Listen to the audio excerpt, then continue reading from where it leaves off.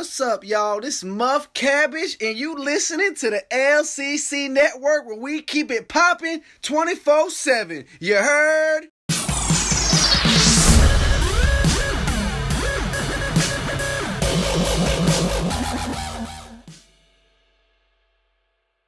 Hey everyone, welcome to the Commissioner's Clubhouse on the LCC Network for week 9 of the fantasy offseason and our first ever mock draft podcast for the 2020 season. And we got Jameson and Cody on the show with me today. What's going on, y'all? I'm all right. How are you doing? Hey, Doing y'all. Great. Despite having pneumonia. Oh, God, yeah. It's that coronavirus, and Patrick. That's probably what it is. Yeah, right. Well, Did you? Who knows? It might be because the doctor didn't test me for anything. He's like, yeah, it looks like symptoms for pneumonia. We'll just treat it like that. So here's some antibiotics and an inhaler. Don't go to work tomorrow. See ya. That was it. That was our conversation. Well, if you don't make it to right. Atlanta, then we know what happened to you. Yeah. So, yeah. Hope you get it feeling better. Safe travels. This week, we've got, like Pat said, we're just going to mock the first round of the LCC draft. It's a fun one because we're starting over, basically. So everyone is available. And we've got our analysis here. Just so you guys know, we've taken turns picking. So one of us had, pick 1, a different person pick 2, a different person pick 3, and so on and so forth, all the way through the first 24 picks. We're going to do a couple more of these throughout the offseason. I'm sure they'll change as we have free agency, the rookie draft, and everything that happens beyond that, franchise tagging and everything too. But we wanted to get the first one out just to kind of see what it would be like. A quick reminder, payment is due March 1st. By the time you guys are hearing this, it will be March 1st. We still need it from almost everybody in the league. So let's get that done. And then the last day to change your team name is March 8th. So if you're going to do that, you have 1 week to do it. All right, guys. Are we ready to go right into this? I'm ready. Ready. All right, Pat, kick us off. All right. Dang it. I thought I had a sound drop just for the draft, but I've got one for the pick. So let's just go on to the first pick. Jameson, that was you. This is my pick. Yeah, go ahead and hit the button. All right, here you go. All right, guys, this is a no-brainer. This is a guy who had almost 200 more points than the next guy at his position. This is Christian McCaffrey. He averaged 12 more points than Ezekiel Elliott. 12 more points per game. You want to crown him? Then crown her. Ezekiel Elliott last season. If it wasn't for Lamar Jackson, this would have been the number 1 fantasy player. He's a stud. He's a guy that everyone's going to go after. He's the number 1 pick in the 2020 LCC draft. Yeah, I agree with that. Yeah, I think when we were talking about this last week off the pod, we were just like, whoever gets the number 1 pick, we might as well just go ahead and get it out of the way. Yeah. CMC is going to be picked. Yep. Yeah. Exactly. I think everyone, and I think all 3 of us would probably go the same route if we ended up with the first overall pick. Yes. You better believe absolutely. it. Absolutely. Yeah. Yeah. Exactly. All right. Number 2.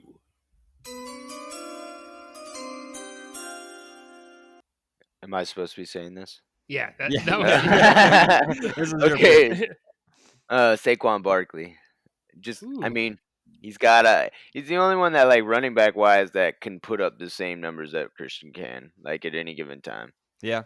Finished number 12, even though he Without missed a doubt. 3 games and got injured in another one. So even though he missed at least 4 games, still finished as an RB1 last season.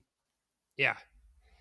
Hands down, good pick, good quality pick. Still young in his career, or still early on in his career, has a long ways to go. And it's definitely a good pick. For number 3, it is Ezekiel Elliott, running back for the Dallas Cowboys, as the 3rd overall pick. I felt good about this. If I was in this pick, I feel like someone else would do the exact same thing. And that's kind of how we all drafted here, is how we thought other people were going to pick in these spots, not necessarily what we would have done. But I do feel like I probably would have done the same if I had that pick.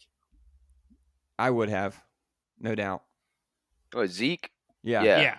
Absolutely. Yeah, no brainer. Yeah, I would have. Yeah. He's the most consistent year out, and year in and year out, honestly. And I think his as far as running back, yeah, I think his touchdowns go up this year too. solid offensive line, lots of weapons. I think he has a good chance to see those go up a lot this year and finish even better than he did last season. Yeah, for sure. All right, to our number 4. All right, guys, we're going to a quarterback here. Lamar Jackson, no surprise, more than 10 points per game averaged in the second best quarterback last year, Dak Prescott. He's got a super high floor because of his rushing ability. And guys, he finished over 56 points. Listen to this. 1, 2, 3, 4, 5, 6, 7, 8 times and did not even play in week 17. So of the 15 games he played, he's finished over 56 points.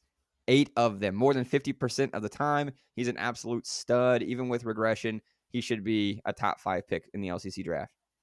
Yeah, definitely. I could see him even going slightly higher, in my opinion, just because of how explosive he is. And I feel like we have some Lamar Jackson fans in our league, even though they may not be a Ravens fan. Not me. Yeah, we know Cody's not Cody. Yeah. Cody's a big Bengals fan. We all know. All right, here's number 5. Oh, hang on. Here you go. With the 5th pick in the LCC draft, Dalvin Cook. I took Dalvin just because Dalvin's got a high ceiling. Sometimes he gets injured, but I mean, overall, like, Minnesota's got a nice offense. He's going to get his carries. If he can stay healthy, he's going to be, a top 5 running back. Yeah, he finished top 5 last season, but he finished 3rd as an average. He only finished 5th because he had a couple injuries, or a couple of games he missed due to injury, but he was 3rd per average. And with an offensive coordinator that loves to run the ball this year, just like last season, I'm excited to see him in 2020. Oh, without a doubt. And he didn't miss that much time last year, which is a plus. Hopefully we can continue that into 2020, and he should have a top 5 season again, without a doubt. All right. So next up at the number 6 pick, I went ahead and got our first defensive player, Darius Leonard. You all know I'm a big fan of him, but other people are too, and for good reason. He averaged the most out of all linebackers last year. With his injury, he would have finished first among linebackers if he didn't get banged up at the beginning of the year. I think he has a great year. He stays healthy, and you could argue he should be in the top 5 where he goes, but I think it'll probably be around 6 is where we'll see Darius Leonard go. I thought about him at 5. I really was super close to picking him at 5, but I thought he would drop, to my next one, but I should have known with Pat sitting there he wasn't. With our number 7th pick, this is the part where it started to get a little tough for me to decide what direction to go. But I'm picking Alvin Kamara here at number 7. He finished number 13 last season, missed a couple games, would have finished a little bit higher if it wasn't for the injuries. Drew Brees was hurt, so Teddy beat it fine. They won 5 straight games, but I definitely think that we saw a little bit of regression there from Alvin Kamara. He's still an absolute stud. At this point, he would be the 5th running back off the board, which sounds solid to me. I'm okay with that. So I'm picking Alvin Kamara here at number 7. Yeah, I think him and Dalvin are kind of in the same boat. Just stay healthy, and the numbers will be there. Yeah. All right. So moving on to our 8th pick. I took Nick Chubb here with 8. The only reason I just took him for, like, I thought about it as a whole, maybe not just this season, which he'll do good enough to be a number 1 back this season, but later on down the road, he's going to be a stud for quite a while, and he's going to be the number 1 back for quite a while in Cleveland. So I looked at it as, an investment for a couple years, not just this 1 year. Yeah, I agree. And I actually like Nick Chubb a little bit more than Alvin Kamara, me personally, but Kamara's got the name recognition at this point, I think, over Chubb. To the 9th pick, I had to do it, and I wouldn't be shocked if he goes earlier. It's Pat Mahomes, our second quarterback going off the board. I mean, the guy just won a Super Bowl. He's got the weapons. He's still young. He's got Andy Reid. He's had back-to-back amazing seasons. Why doesn't he continue that success here in 2020? Not saying the Chiefs may not take a step back, but Pat Mahomes as a player will still be a top 3 quarterback in fantasy again. Yeah, and he's got an opportunity to throw up video game type numbers each year. Yeah. Like Yeah. that type of weapons and that type of player. Like, I mean, he could literally be QB1 any given year. Like, so I don't think it's it's not what I would do personally, just because like I just have rules on how I do things. But like I couldn't fault anybody for taking him at any point in time. Yeah. Yep. I agree. He's an absolute stud. We've seen it before. Had some injuries last season, but I mean, he should absolutely be a top 3 pretty much almost every season of his career, I think, until he gets older. So, yeah, that's a good pick. All right. So, our next pick. I'm going Joe Mixon here. I think there's a lot of fanfare about Joe Mixon heading into last year. Started off slow. He had 3 single-digit games last season. 4 points, 9 points, and 7 points in the first 5 weeks of the season. Beyond that, 36, 30, 53, 39, 56. Absolute stud in the second half. He's going to have a second year with a new head coach. He's going to have Joe Burrow in there. Hopefully a healthy Bengals line that should be returning some players. I look forward to Joe Mixon this year. I think he's going to have a good season. And he finished number 11 last year with everything kind of going against him. So he should be at least maybe a top 6 or 7 guy this year. I think 9th is a good, or 11th is a good spot for him.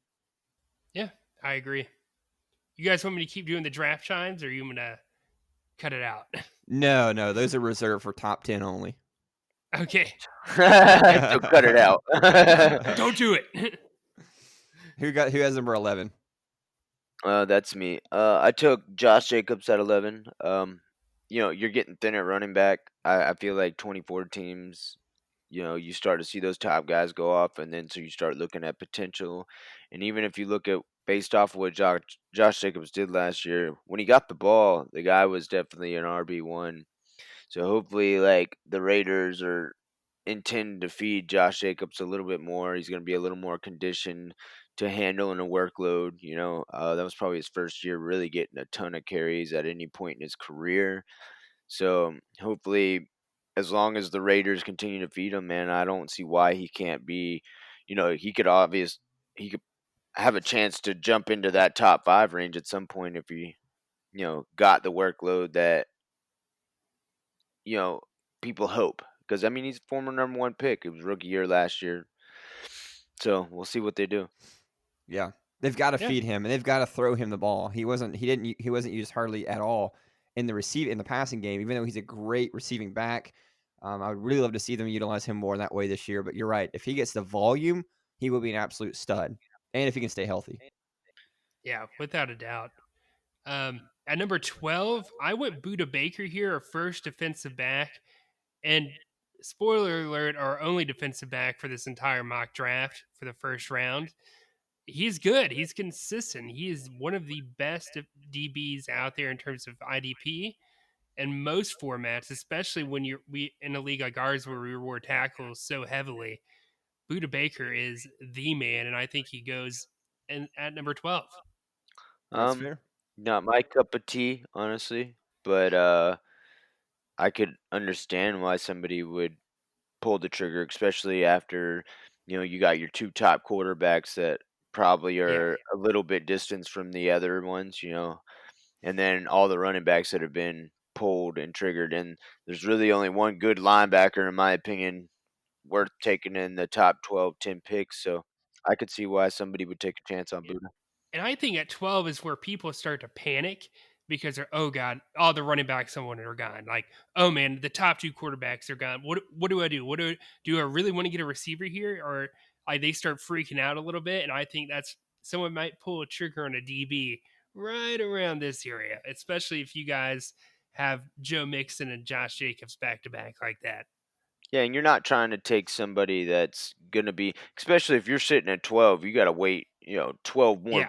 Yeah. You got to wait 24 more picks to just get back to you, and Yep. if running backs are running out, you don't know if you want to grab a running back here, but you don't want to overvalue a running back sitting at 12, so you're trying to get the best player at a position maybe, and Buda Baker was obviously showed that he's the best player at DB position.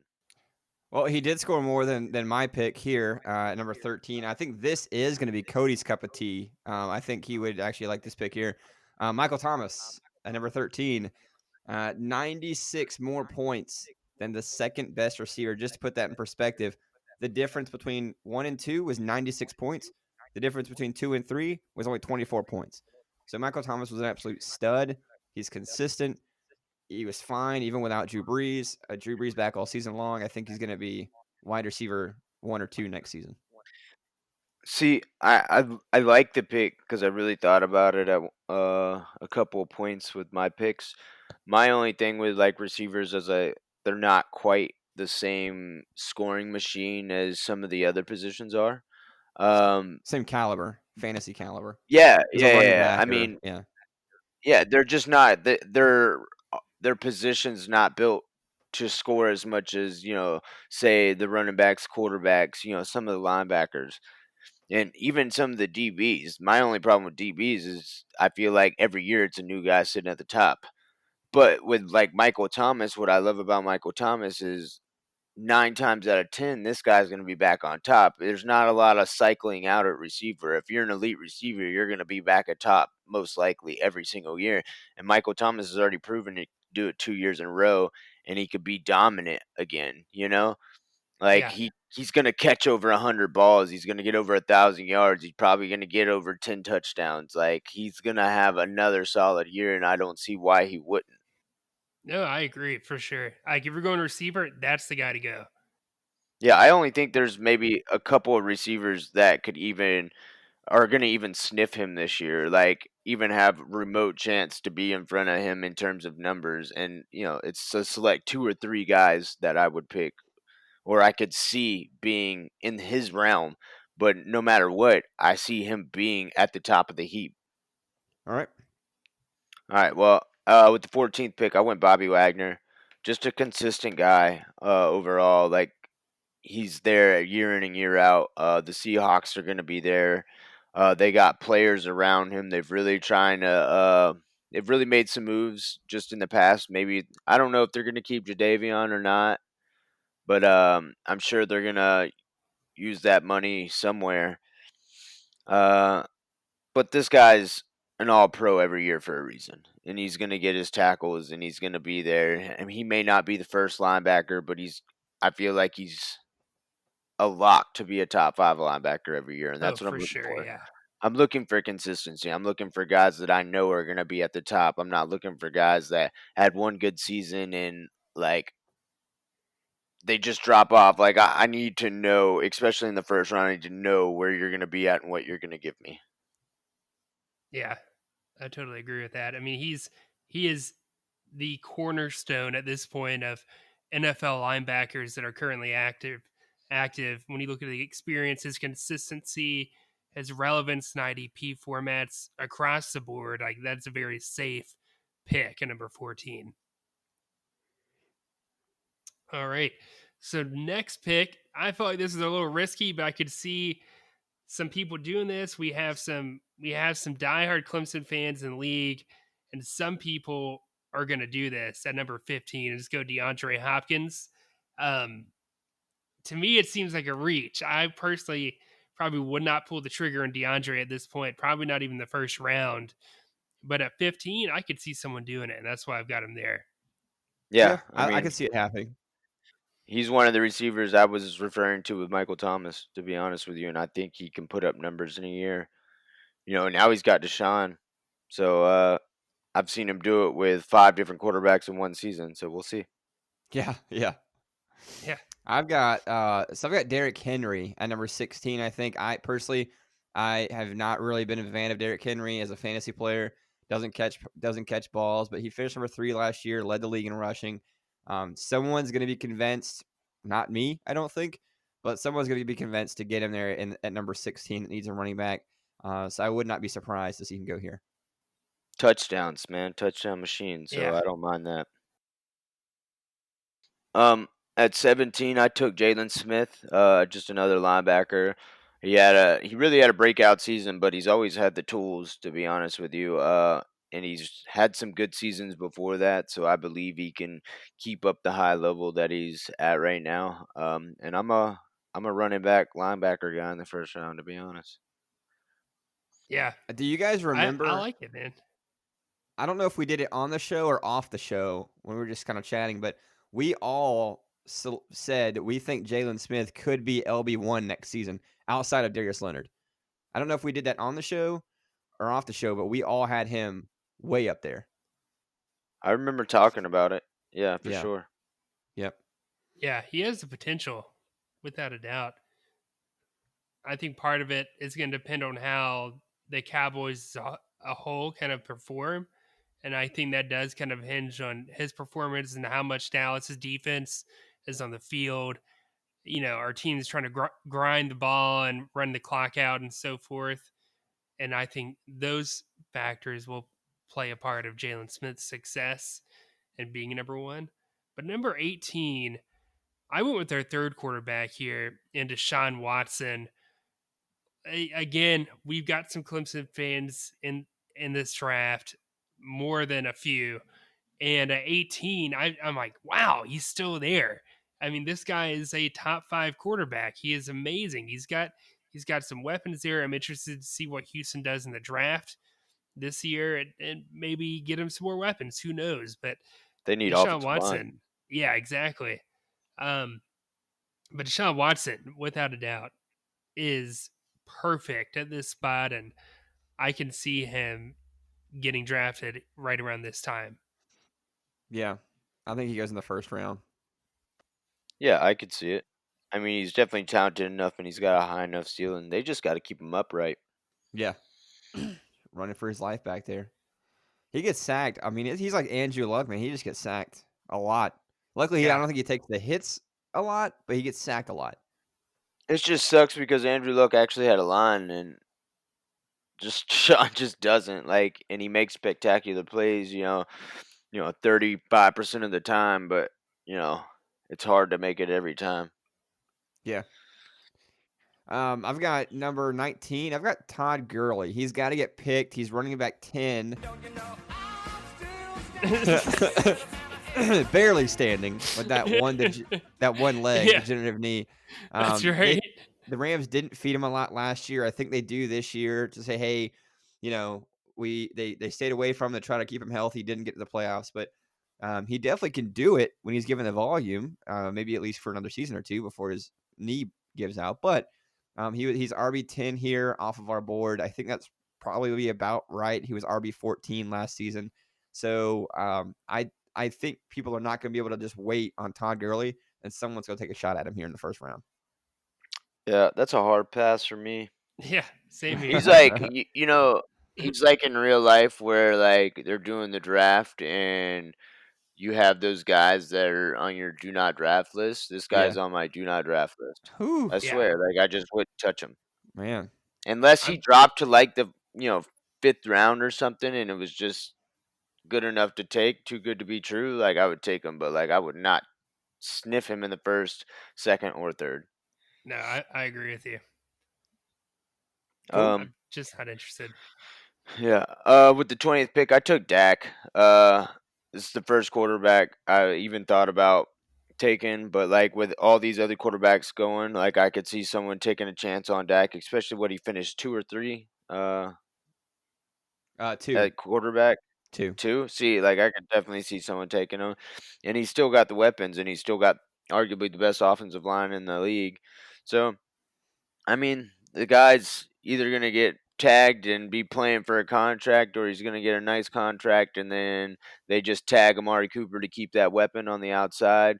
I think they're doing a good job, and I think he's gonna continue to put up numbers. Hopefully, they don't try to ride Zeke and he doesn't throw as much.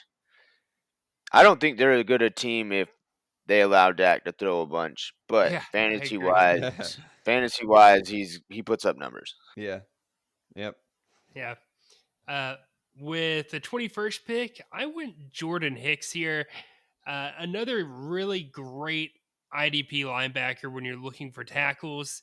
We saw it this past season. I mean, part of the reason why Cameron won a championship was definitely Jordan Hicks playing defense for him. The dude's a stud. And in Arizona, where they still have a lot of room for improvement, especially on defense, he's going to be busy. He's going to keep, let's pretend he ends up on another team. I don't think that's going to happen, but I'd still think he'd be right around this area. We'd see him getting drafted in kind of later part of the first round.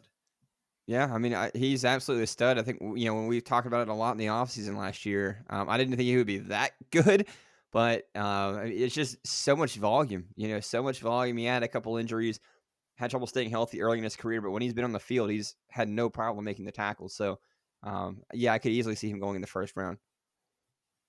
Here at number 22, I've got Julio Jones, guys. He's always very, very consistent, always seems like a top 3 wide receiver, and I have him going as the number 3 wide receiver in the draft. Again, very, very consistent. Hasn't been very, you can't really rely on him for touchdowns. We did see a little bit of that improvement last year. Hopefully that continues to trend upward, but I think someone's not going to be able to pass up on Julio late in the first. I don't think I would take Julio. I think there's a couple other receivers I'd probably take ahead of him, but I don't say I wouldn't see another person taking Julio. So I could understand why you mocked that this way. And I mean, he's still going to put up numbers. It's just I like other people, given that this is a dynasty league. I think I like a couple other guys ahead of him. With the 23rd pick, I'm going to take TJ Watt. I think he's still on the rise, and I think he's got a little more potential even from last year, and he could have arguably been Defensive Player of the Year last year. But I think he's got a 19-20 sack season in him somewhere. And if I think the Steelers are gonna franchise tag Bud Dupree to keep on the other side. They're gonna need to replace Hargrave in the middle, but I don't think that's a problem. They'll get Tuitt back, so that'll be nice as a defensive end to match up with Hayward. So I just think there's a lot of guys on the Steelers line, and it's still going to give TJ a lot of one-on-one. So as a fantasy player, that's good for him because he's going to get a lot of sacks, and he makes a lot of plays in terms of getting his hands on the ball when he's coming in there trying to knock the ball loose. So it causes a lot of fumbles. I think he was top 5 in fumbles and top 5 in fumble recoveries. So he's always around the ball. So I like him here, and I like him to be one of the first edge rushers off the board. You know what's nice? He was defensive end number 2 overall, but he was way more consistent than Chandler Jones. Chandler Jones had 3 games of 66 points or more. TJ Watt had none. So no points, no games that high. He was just more consistent every single week. If we were to stat it out, probably the most consistent defensive end. I would have no problem drafting a guy that could give me 32 points every week. I mean, he's I think at one point he had 9-10 games in a row with a sack. Yeah, it wouldn't surprise me. He's a freak athlete, man. I mean, if there's an edge rusher in this entire draft that deserves to go in the first round in our league, it's TJ Watt, without a doubt. Cool. Last pick here, number 24. Mr. Irrelevant of the first round, if you want to call it that, and he's definitely not irrelevant, is Kyler Murray, one of the most exciting young quarterbacks. And hey, I'll be the first to admit it. I bashed this man up and down the podcast all offseason last year. I wasn't having it. I wasn't buying into Kyler Murray, especially in Arizona with what he had. I mean, he still performed. I mean, I watched him in Arizona play against Carolina, and the dude was electric. I mean, I wish I had the sound drop for him. Woogie. But I don't. Yes. Oh, man. But no, that defines him, literally. In someone at number 24, if you think about it, all right, they get they get a top 5 quarterback with the last pick in the first round. And if they really wanted to, they can still go out there and get themselves a nice RB1, because at this moment in time, there's only been 10 running backs taken in this draft. There's only been one defensive back. There's only been 4 linebackers and 5 quarterbacks. So at this point, Kyler Murray is the 5th quarterback in the draft, and you still have plenty of goodies to choose from right with your next pick. So I felt good about it. I mean, with Kyler's got that Lamar Jackson type of outburst, I think, After year one, he's kind of learning the offense. He's comfortable with everybody, but in terms of athlete, like, he's that not same type of athlete as Lamar. I don't think he's got quite the wiggle, but like top end speed, I think he's right there. Yeah. So very quick, guys, before we get off the shows, we got to get off. But give me one player, just short answer, one player you think we did not mention who could be drafted in the first round of the LCC draft. Oh, Cody, you go first. Jamal Adams, safety. Yep. I agree with that one. I'm going to say Aaron Jones, running back for Green Bay, could go in the first round. I think that's a good one. Yep. Oh, yeah. I'm going to go Duke Johnson. No, I'm just kidding. I was not expecting this question. Luke Kuechly? No, I'm just kidding. No, I would say linebacker, though, honestly. I don't think – it's very much a sad face. I'd probably go – I'm thinking too much on this. I don't know. Just another linebacker. I can't even think of one right now, but I would – Martinez. Maybe Blake, depending on where he is. Joe's another one, too, but I still don't think people respect him as much. Yeah, free agent. He's a free agent, too. Yep. Dang, Pat, you're the worst at this. No. Dude, and here's the thought we haven't even talked about, but what are the chances of Carolina getting one of those guys? That's why I said earlier I was real interested to see what Carolina does with their money, because what y'all do in free agency really is going to determine that 7th pick. Yeah. Dude, I would much rather have Blake Martinez and Joe Schobert, and I would love it if we got Blake Martinez. Corey Littleton? I mean, Joe... Yeah, he's a free agent too. Any of those guys. Yeah. I like Blake. I've just always liked him a lot. I think Corey Littleton. How about Deion Jones? Is he? I thought he got re-signed last year. No, he did. Yeah. He definitely did. Yeah. He's talking about the draft. I think he's talking about the draft. Oh, yeah. I mean, that's absolutely possible. I think some people were just turned off from his performance last year and all the hype he got. I could actually see him slipping a little bit. Let him slip, baby. I'll be there. I'll be there. All right, guys. Just out of curiosity, do you think it's better to be the first half or second half? Ooh. I'll let everyone think of that off the show and get back to us in a comment in the video. Yeah. Let us know what you think. Comment on this video with what pick you think you want. Where you'd like to be in the LCC draft. I want pick number 1. Yeah, we have a McCaffrey for. I think I would mind somewhere being like 9 or 10. Get me a good RB1, but can still get back around. I think I think the worst picks are like in the middle, in my opinion, right now. Really? Yeah, I would much rather have 2 picks like really close together, or I would rather have like one of those elite players in like the top, 7. That's fair. Yeah. Well, let us know where you think you guys would like to pick, and we'll see you next week. See ya. Peace.